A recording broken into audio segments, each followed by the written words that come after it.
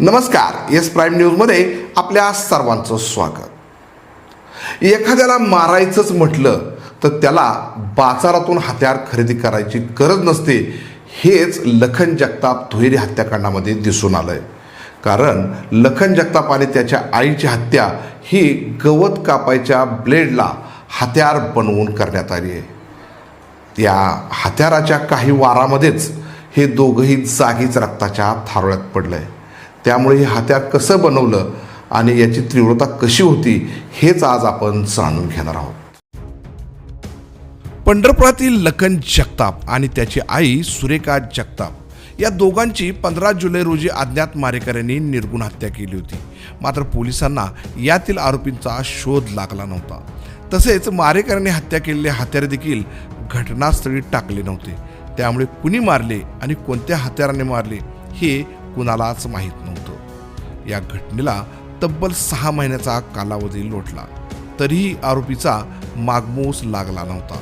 त्यामुळे पोलिसांबद्दल जनतेमध्ये अविश्वासाचं वातावरण निर्माण झालं होतं। मात्र मागील काही दिवसांपूर्वी नव्याने उपविभागीय पोलीस अधिकारी प्रशांत डगळे हे नियुक्त झाले आणि त्यांनी लखन जगताप दुहेरी हत्याकांडाची फाईल ओपन केली, त्याचा कसून अभ्यास केला आणि त्यासाठी बदली झालेले 2 पोलीस कर्मचारी सूरज हेंबाडे आणि शरद कदम यांना पुन्हा पंढरपूरमध्ये रुजू करून घेतले। त्यांना या तपासकामी सोडले।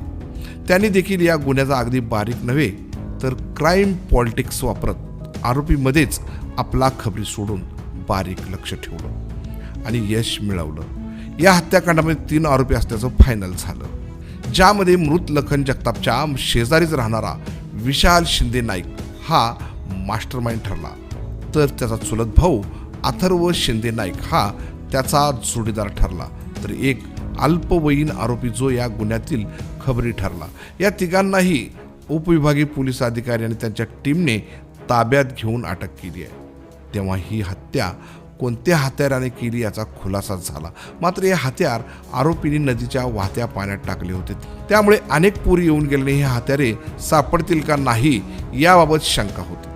मात्र उपविभागीय पोलीस अधिकारी आणि त्यांची टीमने मोठ्या आत्मविश्वासाने अट्टल पोहणारे लोक पाण्यात सोडून सलग 3 दिवस शोध घेतला। त्यावेळी हे हत्यार सापडले।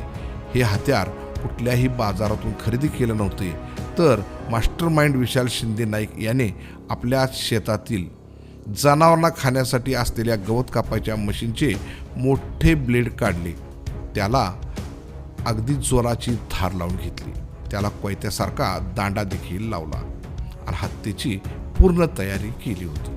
त्यामुळे अनेक ठिकाणी आपण पाहिलं की प्रत्येक गुन्हेगाराचं एक वेगळी ओळख असते। त्याच पद्धतीने या हत्येत देखील विशाल शिंदे नाईक याने एक नवं हत्यार कसं बनवता येईल हे देखील दाखवून दिलं आहे।